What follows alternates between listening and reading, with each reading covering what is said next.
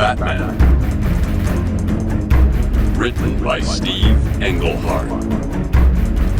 Adapted by Tim Maxwell.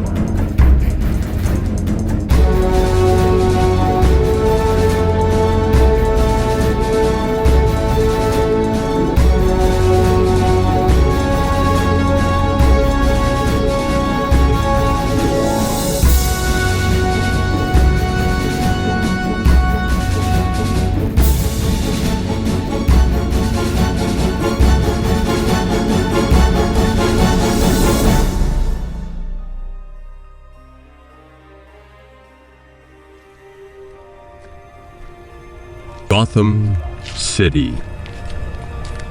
The year is 1974. Bruce was walking home with his parents, Thomas and Martha Wayne, down a garishly lit but majestic Gotham street. A happy family who have just left the movie theater. Bruce, a normally built kid, has just had a reward for straight A's in school. He's smart and well-rounded. The Wayne family is wealthy, but prefers walking with people to riding a limo. A crazy bum approaches. Oh, hey, mister. Got a light? Hey, take it easy. Here's a couple bucks. Why don't you get yourself a bite to eat? Oh, thanks, guy. The family then turns into a darker side street. It's sad, isn't it, Thomas? The rising level of crime in Gotham. It is, Martha. It's very sad. Suddenly, they are confronted by a thug with a gun. Give me your wallet! Okay, no problem. Here you go. Thomas flips his wallet into the thug's face, grabs him, and struggles for the gun.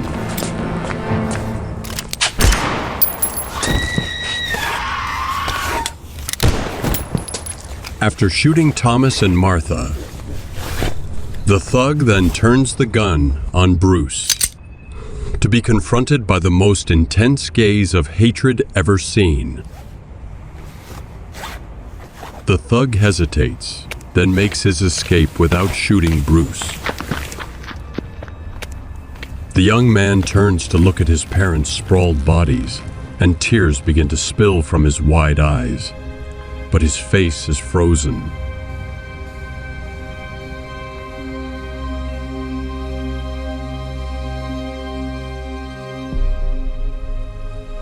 Days later, funeral limos pull up at Wayne Manor before an overcast sunset. At the steps are a 40-year-old Alfred, the Wayne butler, and Bruce. Both are dressed in black. Chief Inspector Gordon approaches from a police car. Alfred, I'm so sorry. I know this has been difficult. I hate street crime more than any other kind. The Waynes were good people, and a boy this young shouldn't have to bear such a burden.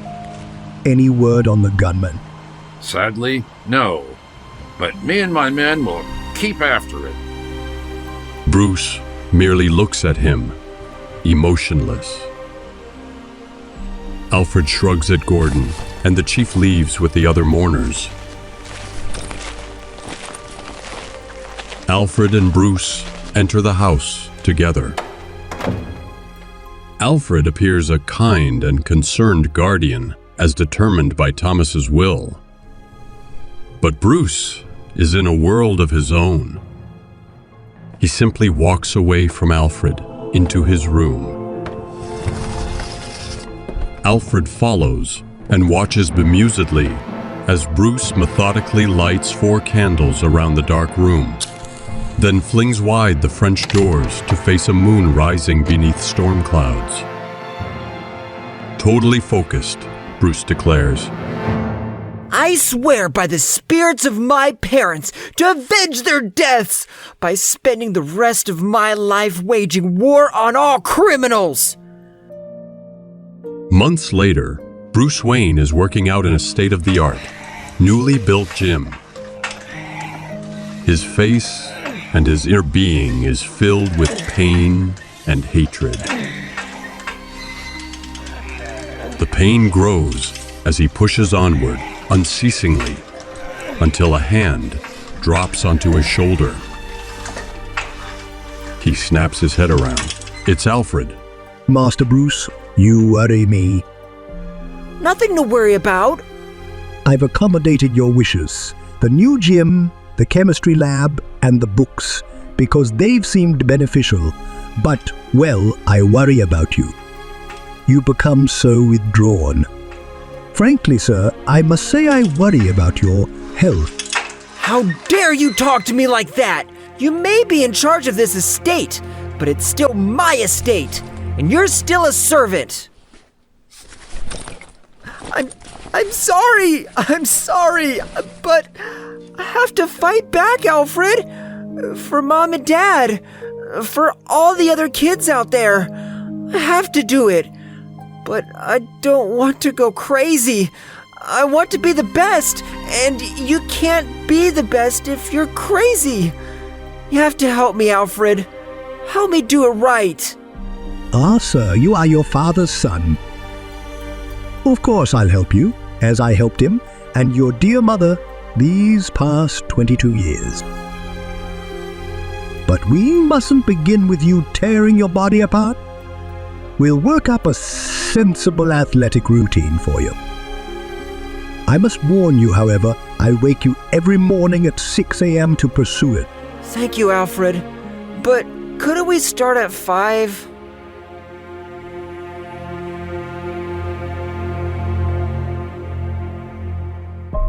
Several years later, during his lifelong journey to train his body and his mind, a 15-year-old Bruce Wayne sits in a college classroom. As the lecture ends, the professor notices Bruce sitting alone, writing in a thick notebook. Hello, young man. I noticed you auditing my course, but you couldn't possibly be of college age. I'm not Professor Kane, but I hear you're an expert in your field. I came from Gotham City to spend the semester learning about fingerprinting techniques. You're Brian Winger, is it? I'm sorry? That's what it says on your notebook. Yes, that's right. Brian Winger, that's me. Do your parents know where you are? Oh, yes, sir. They know.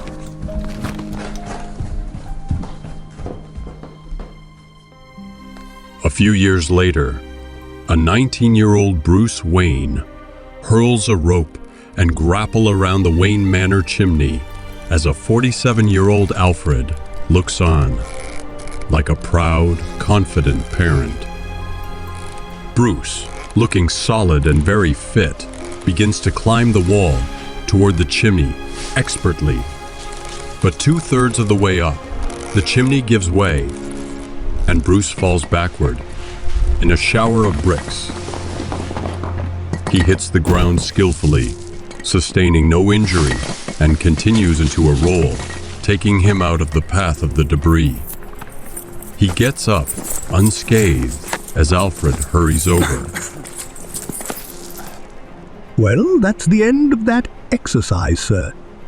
Bruce just smiles at him, walks back to the wall, and begins to climb it using only one finger and toe, holds in the brickwork. And he never puts a finger wrong. Reaching the roof, he swings himself lithely up, then stands on the peak, hands on his hips, grinning down at Alfred.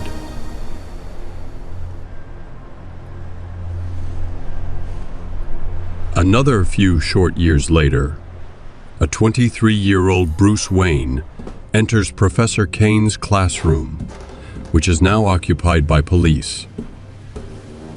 A body outline is chalked on the floor. Professor Kane's covered body is being carried out, and a gun sits on the lectern. Detective Comac of the local police notices Bruce and approaches him. Hey, who are you? Oh, I'm a former student of Professor Kane's. I flew in on my private jet as soon as I heard the news. Detective Comac doesn't know what to make of him, but Bruce's strong presence gains Bruce the latitude to peer closely at the murder weapon. You guys got anything yet? Nah, not a whole lot at this point. 6 students were assigned into the building at the time the medical examiner said the murder. Fingerprints. Pardon? Take a closer look at the gun. There's smudged fingerprints on the gun, right-handed. Yeah, we noticed that. 4 of the students were holding it right-handed. Good, because the murderer was left-handed. How do you figure? The fingerprints, those smudge, are all smudged equally, and therefore artificially. Furthermore, they are at the wrong angle for anyone actually using a gun. Bruce then accompanies Comac to the students, where one of the lefties is male and the other is female. Without hesitation, Bruce picks out the woman. Her. How can you be sure? Based on the fingerprint size. It was me. Professor Kane seduced me and got me pregnant. Then he abandoned me. After I shot him, I tried to use what I learned to throw the police off my scent. Oh, man. Poor thing. Poor thing.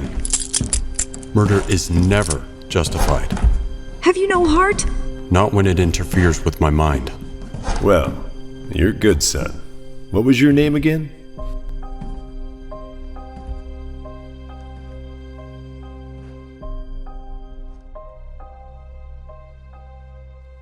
Back at Wayne Manor, Bruce Wayne is in his study, a great vaulted room. He sits before the rising full moon which shines through an open window. He thinks to himself, I have the strength, and I have the knowledge. I'm ready to move forward, but I don't see myself as a police consultant or private investigator. I haven't come this far merely to solve crimes. I'm here to fight crime and criminals. Criminals all live with one fear: retribution. A nemesis stepping out of the dark with knowledge of their guilt. I need a disguise, something to strike at that fear. I must be a creature of the night, shadowy, terrible. At that moment, a huge bat flies in the open window. Bruce observes the flying creature as everything just clicks into place for him, and he realizes who he needs to become: the Batman. Sometime later, a 25-year-old Bruce Wayne is donning his bat costume. Tight gray cloth, high black gleaming boots, thin gloves, a golden belt, black cylinders in the belt compartments, a sweeping cape, blank white eyes, and pointed ears.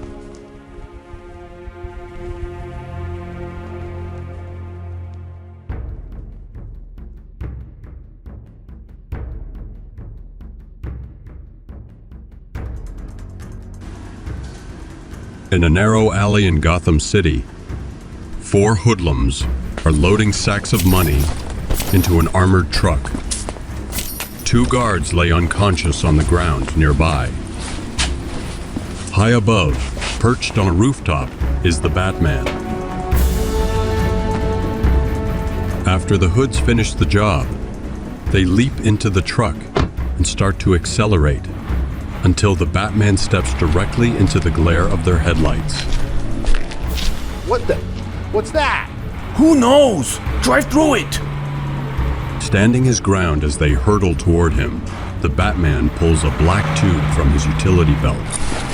Bat-shaped wings snap out, creating an aerodynamically sophisticated glider. He hurls it at the truck, where it explodes under the right front tire, lifting the vehicle for a moment before dropping it back to earth. The ruined front end pulls it sharply to the side, into a wall.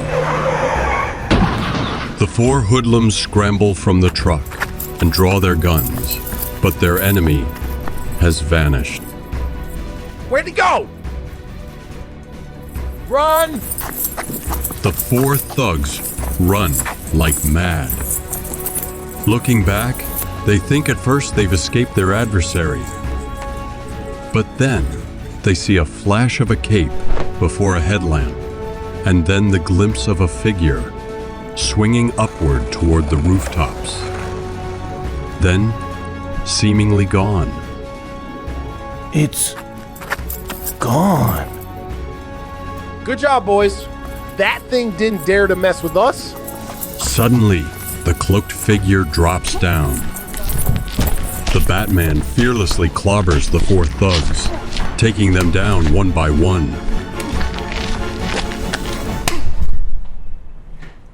The Batman delivers the badly beaten thugs to the police at police headquarters. Hello, Sergeant. I caught these four stealing thousands of dollars from... Wait, we haven't got any of the money. There's no witnesses other than him. So it's his word against ours. Just then, Commissioner Gordon enters, but only looks on with interest. Batman gives the thugs a quick smirk. Let's hear what all of you have to say. The hoodlums look at each other, clearly afraid of the Batman and never having to face him again. All right, yeah, we did it. Commissioner, are you gonna allow this? I am indeed. When I became commissioner, I knew exactly how hard the police work would be and how many crimes remain unsolved. So I decided to back the Batman. Law enforcement is supposed to serve and to protect. And I believe that we serve best by protecting best. You're under arrest. Come on, boys. Take him away. Thank you, Batman. I know how much you appreciate our alliance. I'd do the same job without your help, but this makes it a lot easier.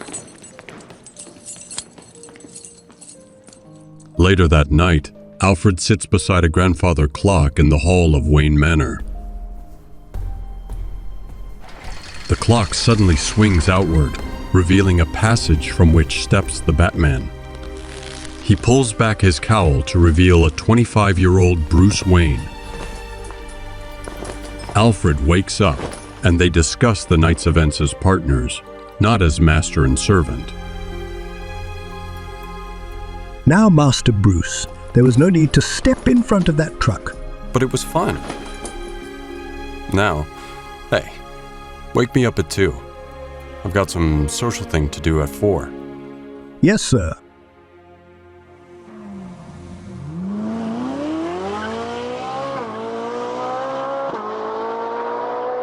Bruce is driving an expensive sports car through the streets of Gotham on a beautiful afternoon.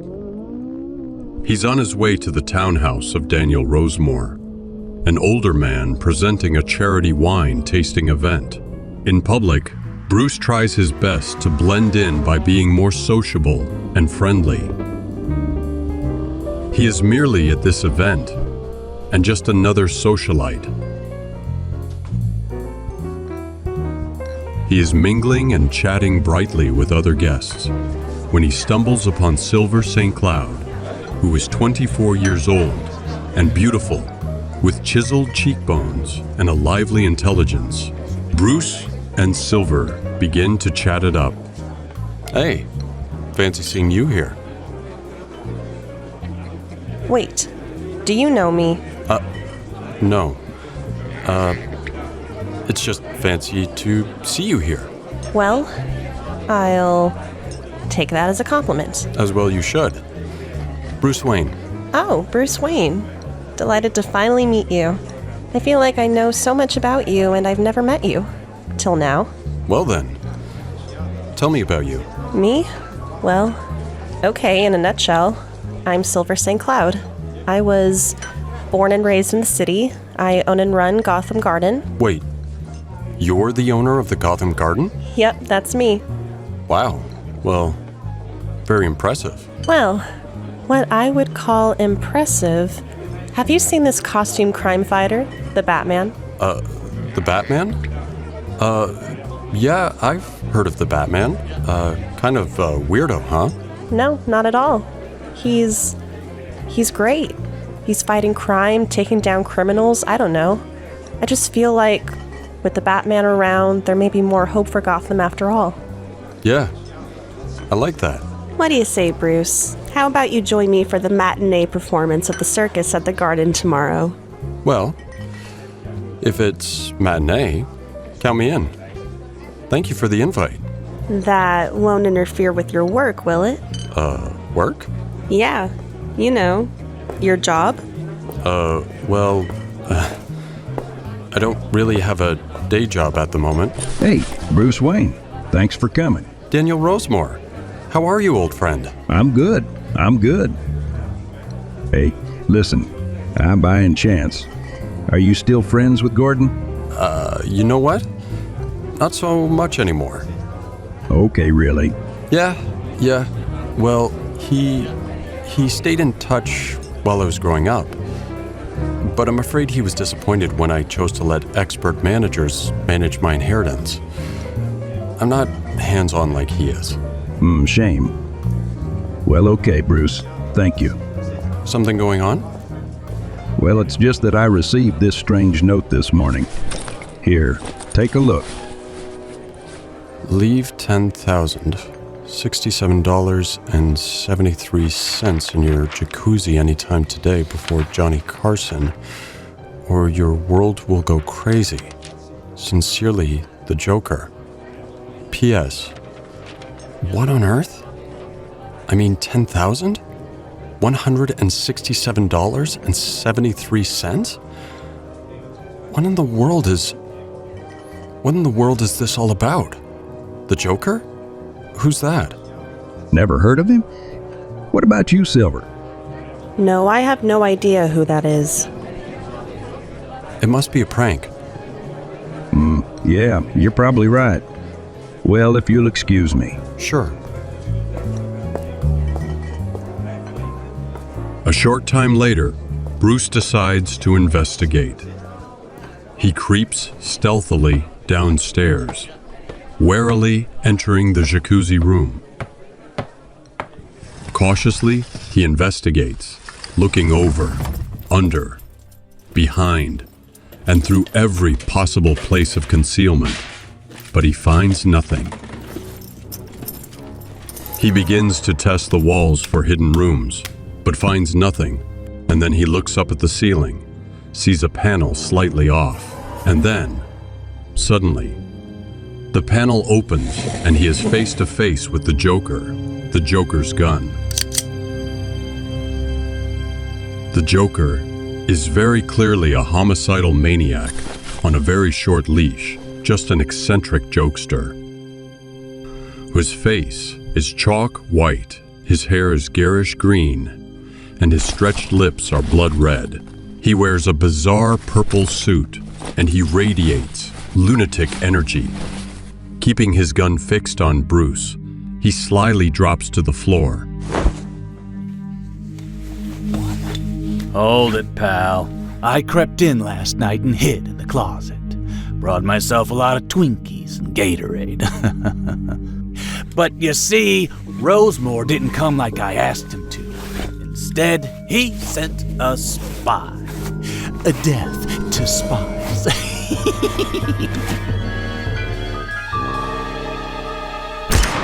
The Joker fires a shot at Bruce, who whirls backward as if hit and crashes to the floor.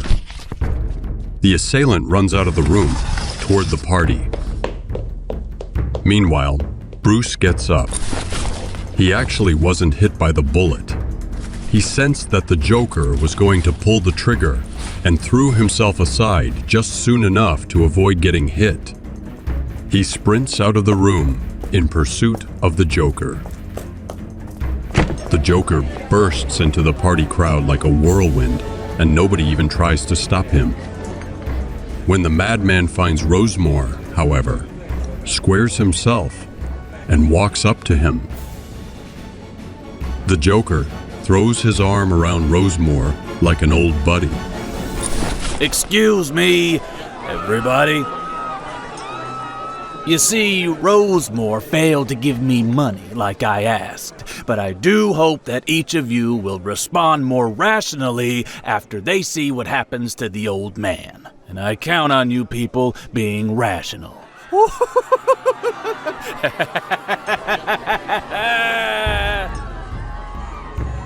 Then, from a plastic flower on his lapel, the Joker sprays a stream of green slime in Rossmoor's face.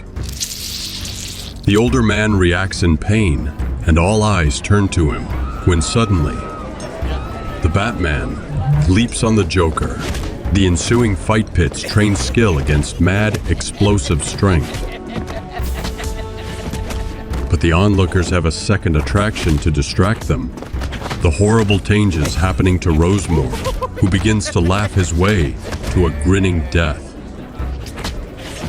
It is, in fact, his final, screeching spasms that send the mesmerized crowd stampeding away, knocking down several tent poles and dropping the tent over the combatants and Rossmoor, who is now deceased. The Joker slips free and escapes. The Batman is empty-handed but relents and makes a vow to himself. I'm going to get him. I'm going to stop him. He's going to pay for what he's done.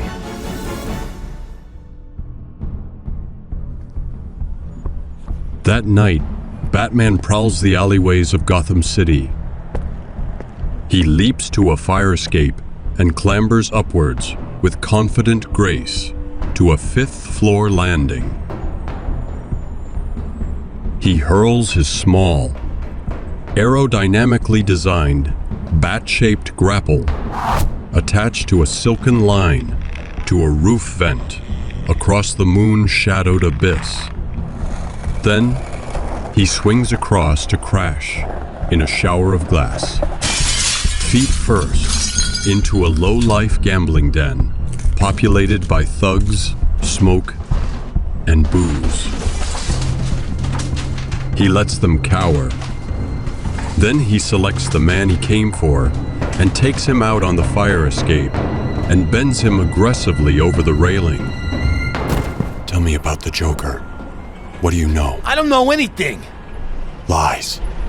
Tell me what you know. Drop dead. That's funny. That's what you're about to do. Okay, don't drop me! Then tell me what you know. All I know is that the Joker is planning something big. Something to, I don't know, like make a name for himself or something. What is it? I don't know, man, I swear! I'd be dead if I knew too much about the Joker and what he's up to. He's insane! A real lunatic! Suddenly, a bullet whistles past the Batman's ear from behind. He turns to see the other thugs pointing guns at him. In response, the Dark Knight easily hurls man back through the window at them, then dives in afterward as they're caught off guard. One by one, he takes them down. Then, he leaves through the window. A short time later, Batman, yet again, comes through the clock in Wayne Manor, waking up Alfred again. Bruce tosses his dirty costume for Alfred to wash.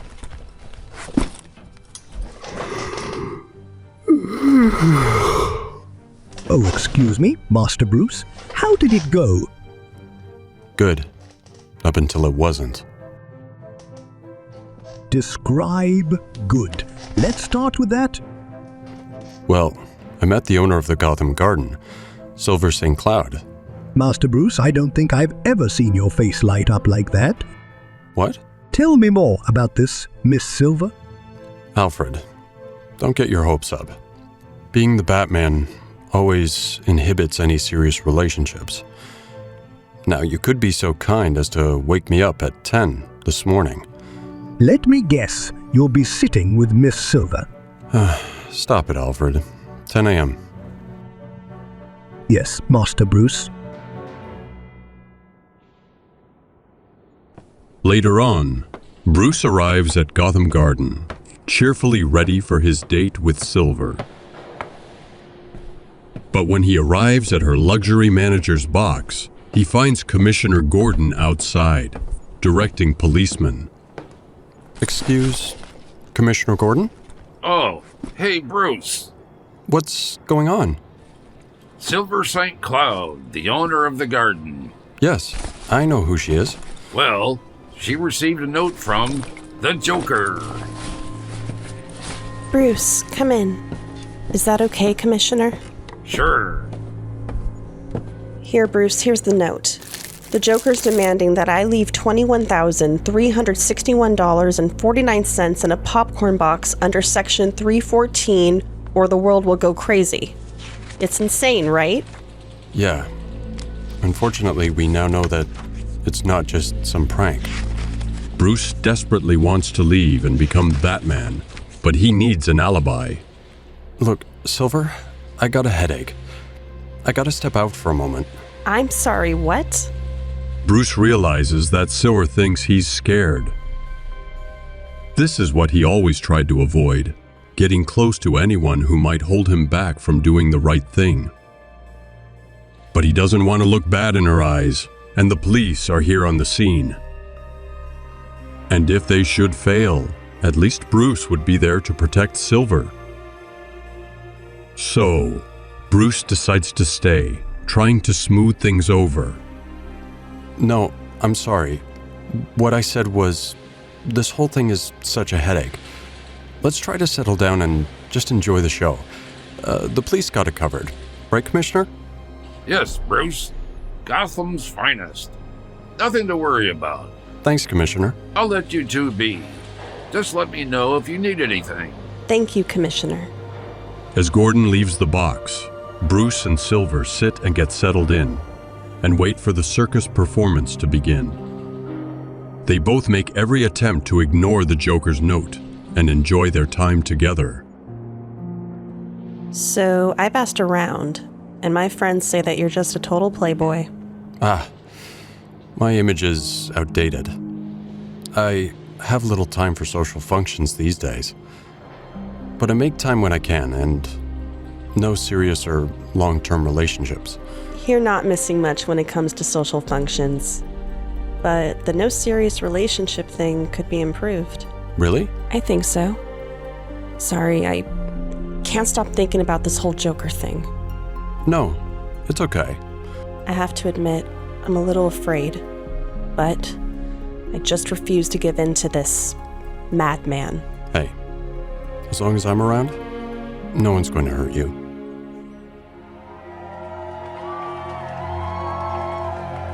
Ladies and gentlemen, we present to you the Flying Graysons! The Flying Graysons, a beautiful family of trapeze artists. John, Mary, and their 12-year-old son, Dick Grayson, begin their daring act, working without a net.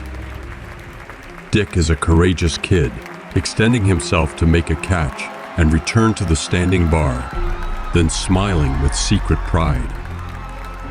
Mary swings out to meet her husband for their next feat. She lets go of her bar and somersaults into his arms. They grin at each other. She comes back to her bar. He somersaults to a farther bar and begins to laugh. Just a little at first, then growing.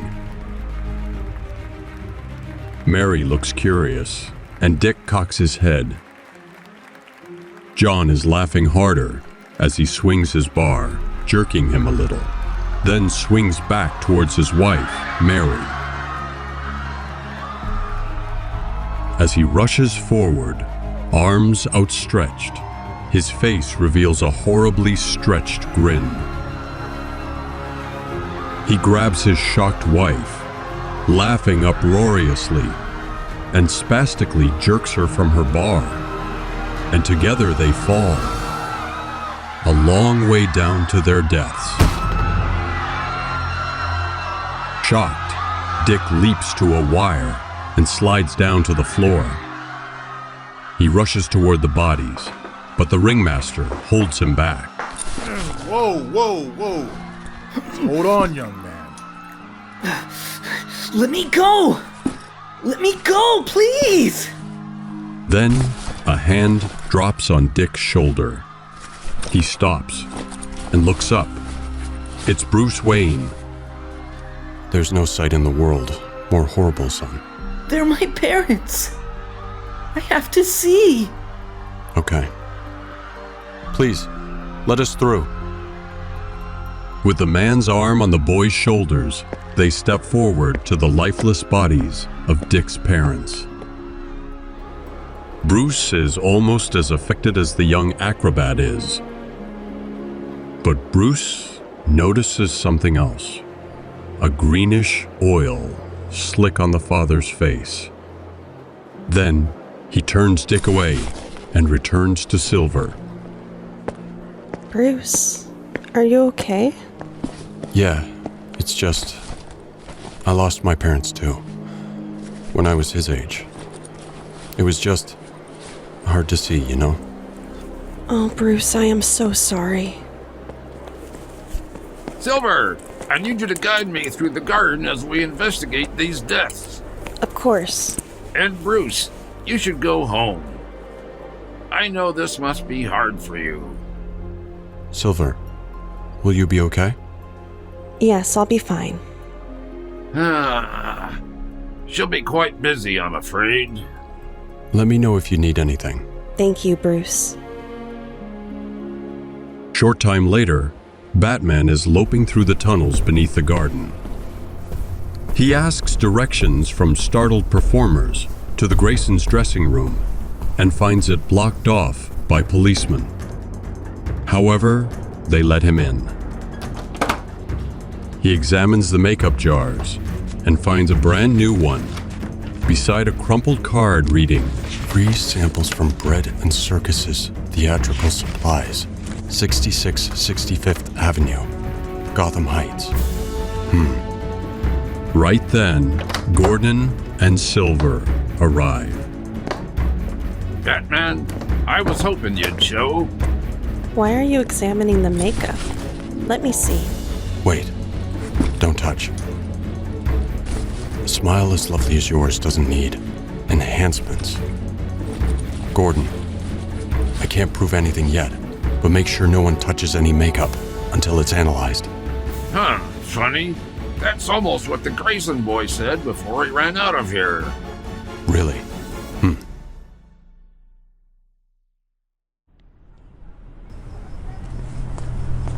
Dick is walking along on a trashy street in Gotham Heights.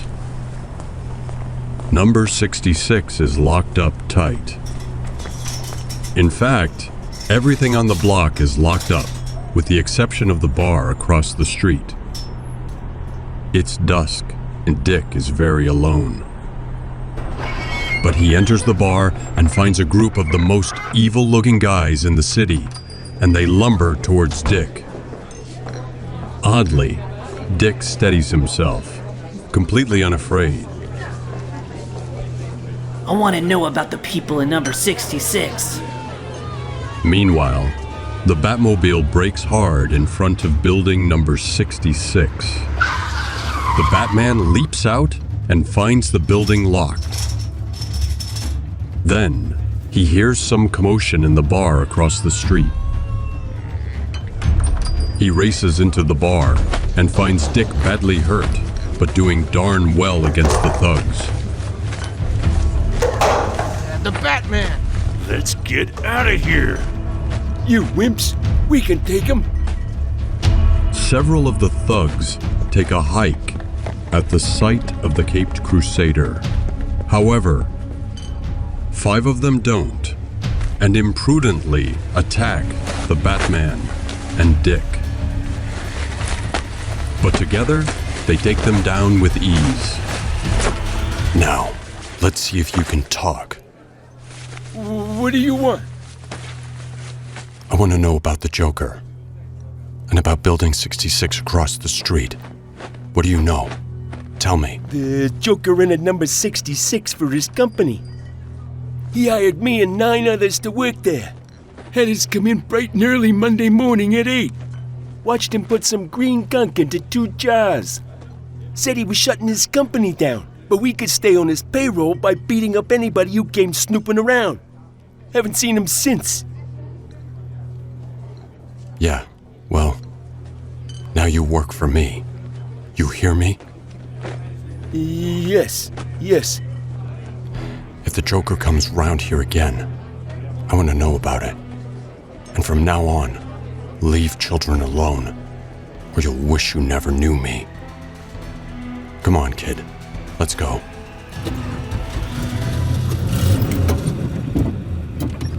Wow. This car is so cool. You got guts, kid. But you gotta leave stuff like this to the pros. I know, but I saw the green slime on my parents' makeup. It was like a clue. So I investigated. I had to. Why? Because I'm gonna find the man who did this. I have to. You wouldn't understand. I do. And I know how big a vow that really is. Suddenly, the Batmobile is attacked by 4 cars full of the Joker's henchmen, all under the direction of the Joker, in a helicopter overhead. The Batman uses his extraordinary skill and technology to evade his pursuers and to put them out of commission. Young Dick Grayson, who is simply along for the ride, is exhilarated and unafraid. The Batmobile ultimately gets away, leaving the Joker furious in his helicopter above. You've got to be kidding me! You useless, good-for-nothing, incompetent morons! Batman, I'm gonna get you. You hear me? I'm gonna get you one of these days. Meanwhile, the Batmobile arrives in Batman's secret headquarters, the Batcave. Batman and Dick Grayson get out of the vehicle. Are we underground? An abandoned subway tunnel. One of several I've customized. By the way, I'm impressed how well you reacted to danger out there. You seem completely unfazed. Yeah, well, I don't have much to lose. I understand how you feel. Look, I brought you here for a reason. I know you have the other jar. What? Of makeup. The note from the Joker said, samples, plural. But there was only one jar. I know there's another. You must have it. God, you're good. You're like a detective. Yeah, something like that. Well, here's the other jar. What do you want with it? I'm going to analyze it. You can do that? Yep. Watch and learn, kid. Wow. Look at all this stuff. All these computers, all this equipment. Must have cost a fortune. All right. Here we go. Here we go what? Results from the scan. It's a green mamba poison and hydrogen trichloride. Whoa. And what's this? This is a list of all the hydrogen trichloride dealers within a 200-mile radius. Whoa. You really are like a detective. You're like a super cop. Yeah. Now I'm going to talk to one. Huh? Hush. Give me a second. Oh, okay. This is Gordon. Commissioner, Yes, Batman. What is it? I analyzed the slime. Already? I haven't got anything from our lab yet. Bureaucracy is bureaucracy. I also have a list of hydrogen trichloride dealers within a 200-mile radius. Good. I'll get some of my men to check on the dealers. There are some things we can do better than you, Batman. I agree. That's why I called you.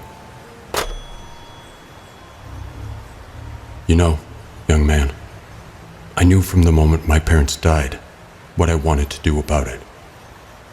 And that I would do it. I know what that feels like. And I feel that in you. Your parents died? Same as Mr. Wayne? Yes. Ever since I was your age, I lived up to my decisions. I can't always be right, but I always try to be. And when I'm wrong, I learn from it. But I don't believe I'm wrong about you. Look, I'm Bruce Wayne, and I'll help you fulfill your vow of vengeance. But maybe even better than that, I can offer you a home and a new family. Mr. Wayne? I don't even know what to say. Thank you. It's okay. Thank you. Everything's gonna be different now, for both of us. And everything was different, in a good way. Bruce began to open up about pursuing a real and long-term relationship with Silver, which is something he had never thought possible. It seems as if a new life is opening up for him, and he loves it. Meanwhile, Dick Grayson is wandering around in Wayne Manor. He finds Alfred in a small room with one shuttered window, overflowing bookcases, and a scarred desk with a chemistry set on it. Alfred is sitting in a chair, going through a scrapbook. Hello, young sir. Oh, hey, Alfred. You're helping him, you know. I'm sorry? Bruce, you're helping him by simply being another person like him. Bruce has been one of a kind for many years. This is the room where he drove himself all those years. This scrapbook pretty much tells his childhood. Winning science fairs or wrestling tournaments, prize-winning essays, becoming an Eagle Scout. Take a look. The last half of the book is blank. And the latest date is 7 years ago. That's when he decided to go underground. Dick, seeing himself in the younger Bruce, is impressed at the dedication and vows to match it.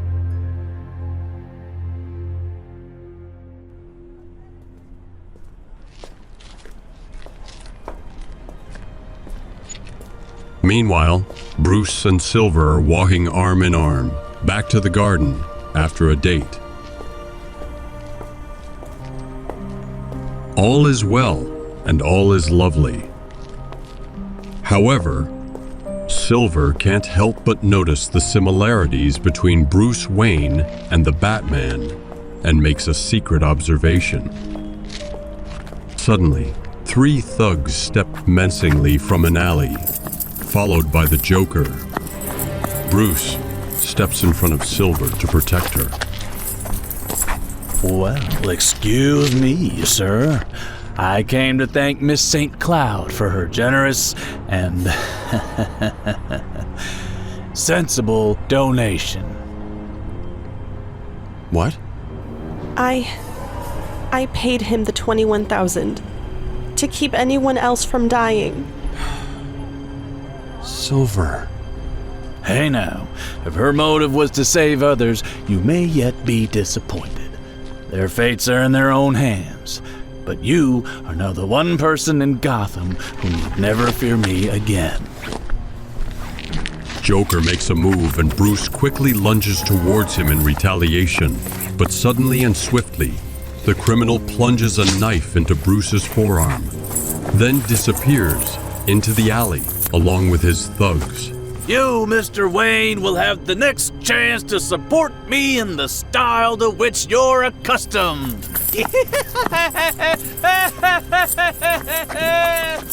I'm going after him. Stay here, Silver. No, you need medical attention. No, I'm... Bruce, you've been stabbed. Okay. Meanwhile, inside the Batcave, Alfred is bandaging Bruce's arm. Hold still, Master Bruce. I could have done better, but I had to refrain myself. Otherwise, Silver might suspect you're the caped crusader. Yes, Alfred. It's a new dilemma for me. Keeping a secret identity from someone. What are you laughing about, Alfred? This could hurt my efficiency, right in the middle of the Joker investigation. Oh, most assuredly, sir. Which is why you need me. Dick? Don't recognize me? This red vest is from my trapeze act, as a memorial to my parents. But the green costume underneath and yellow cape will keep me from being recognized. No way. You're only an operative. Forget it. I'm in. He certainly has spirit, sir. Yes, he does, Alfred. Yes, he does. Short time later, Batman and his new sidekick Robin are working in tandem in the Batcave. They are in the chemistry lab, attempting to create an antidote to the Joker's slime. Batman is focused and hard at work, while Robin is just too excited to get anything done. Batman and Robin. The dynamic duo. The Dark Knight Detective and the Boy Wonder. Just keep working. All right. Hours later, Batman announces their findings. Antidote to this devilish concoction is apparently too much to hope for without days of work. But a covering non-porous plastic on all exposed skin, plus skin-tight clothing beneath normal attire, plus nose filters, should do the job. But you're not sure. You could still die. That's what life is all about. Later that evening, inside Wayne Manor, Bruce talks to Alfred as a sullen thunderstorm mutters in the distance. Master Bruce, I'm afraid you've received a note from the Joker. Alfred, I want you to stay below in the Batcave, no matter what. Master Bruce, why? No, I won't do that. Alfred, please. I care about you too much. Give me the note and go, please. I don't want anything to happen to you. I couldn't live with that. Master Bruce, please do take care of yourself. I will not bury another Wayne. Don't worry. You won't.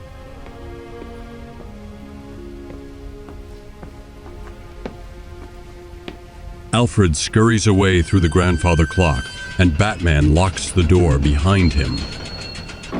He then looks at the note.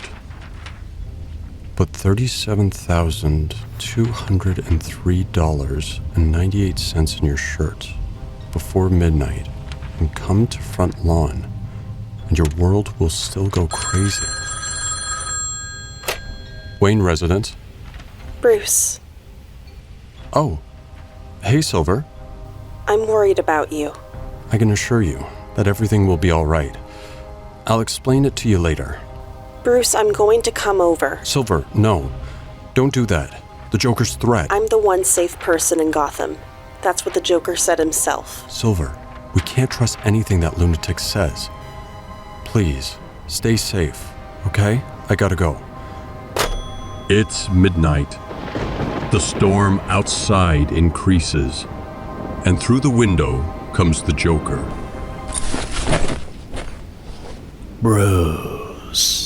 Bruce Wayne. No police, no guard. You know, I expected otherwise. But I'm hurt. I'm offended, really. Offended that anyone could still take me so lightly. After tonight, that will surely change. All the wealthy people in this wealthiest of all cities will have their chance. But right now, it's your turn, big boy. And with that, the Joker squirts his deadly slime in Bruce's face.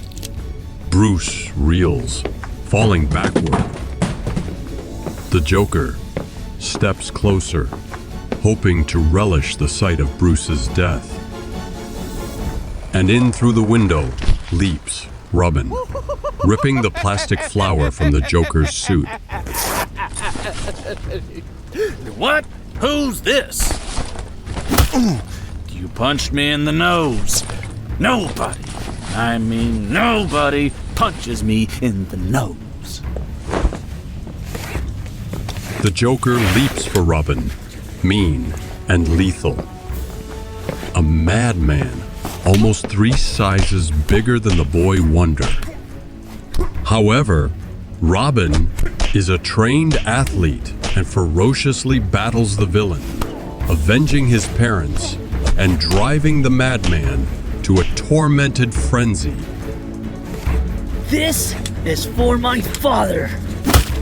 And this is for my mother. Ow. The punch throws the Joker's head backward to where Bruce fell writhing in pain from the toxin. But instead, he doesn't see Bruce. He sees Batman. Game over, Joker. Not yet.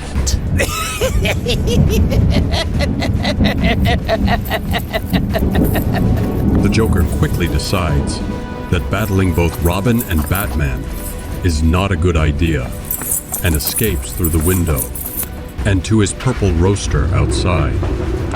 Batman and Robin, the dynamic duo, race outside to pursue the criminal. Instead, they find Silver St. Cloud approaching the door, looking for Bruce. Bruce Wayne isn't here, Miss St. Cloud. Go home. Bruce, where are you? Batman and Robin run to the Batmobile and follow the Joker, who is already speeding away.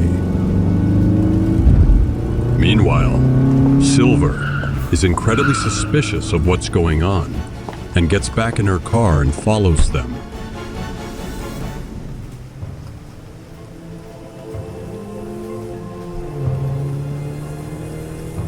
The Joker is trying to lose the Batmobile by doing maniacal stunt driving, only to find the Batman matching him feet for feet.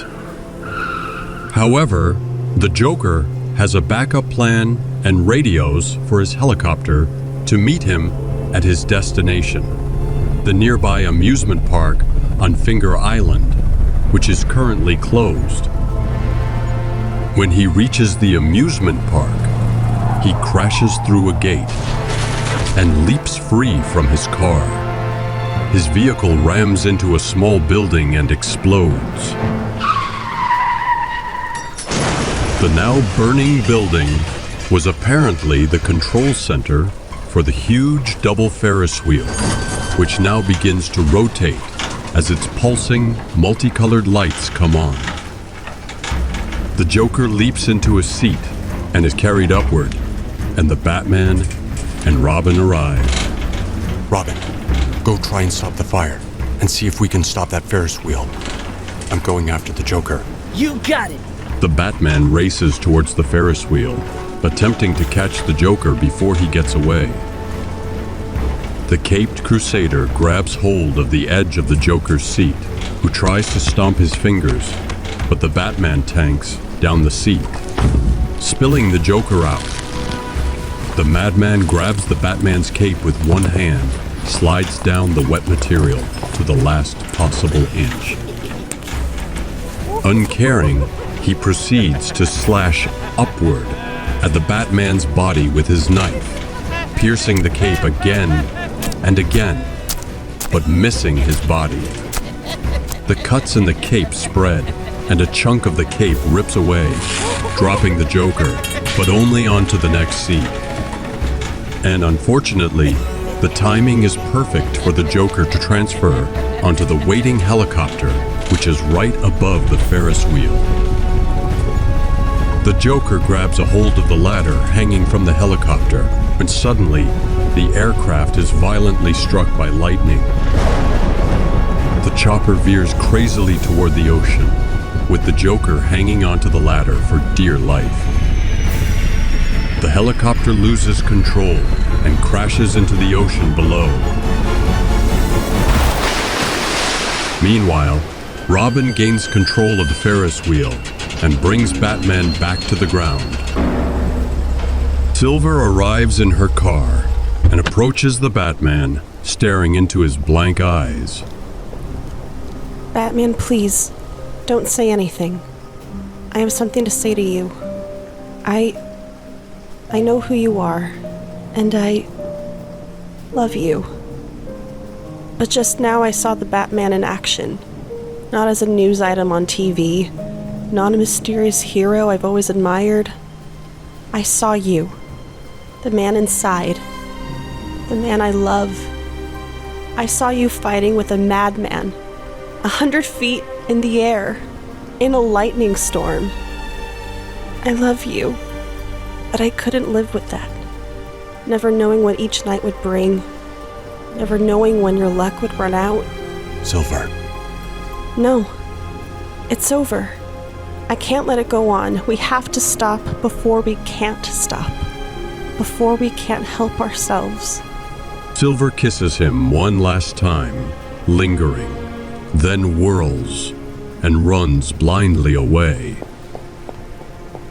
The Batman stands, watching her for a long moment. Then he turns away, his cape billowing out behind, and approaches Robin. Do you think the Joker's dead? We can't be sure, Robin. Either way, that was awesome! We're a team! This is your life now, Robin. The way it is mine. You bet. You and me against all the world of crime. Simultaneously, the Batman and Robin climb into the Batmobile and drive away into the lashing storm, swallowed completely by the violent night.